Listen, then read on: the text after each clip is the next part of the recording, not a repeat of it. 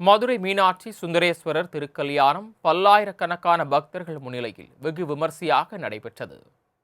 உலக பிரசித்தி பெற்ற மதுரை மீனாட்சி சுந்தரேஸ்வரர் திருக்கோயிலின் சித்திரை திருவிழா கடந்த ஏப்ரல் 29ஆம் தேதி கொடியேற்றத்துடன் தொடங்கியது.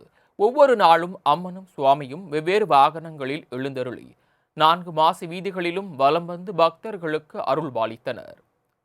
சித்திரை திருவிழாவின் 10ஆம் நாளின் சிகர நிகழ்ச்சியான மீனாட்சி சுந்தரேஸ்வரர் திருக்கல்யாணம் பல்லாயிரக்கணக்கான பக்தர்கள் முன்னிலையில் வெகு விமர்சையாக நடைபெற்றது.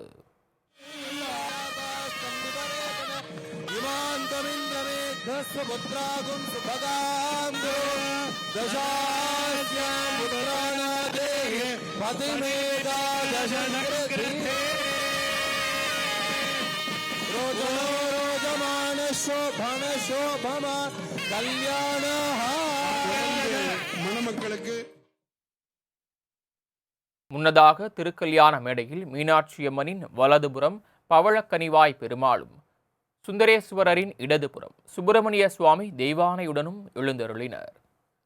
தொடர்ந்து வேத மந்திரங்கள் முழங்க மிதுன லக்னத்தில் மீனாட்சியம்மனுக்கு வைரத்தால் ஆன மங்கள நான் அணிவிக்கப்பட்டு திருக்கல்யாணம் கோலாகலமாக நடைபெற்றது.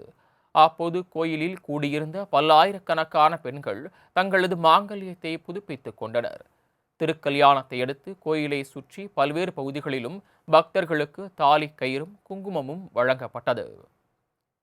மேலும் மீனாட்சியம்மன் திருக்கல்யாண வைபவத்தால் மதுரை மாநகரமே விழா கோலம் பூண்டது.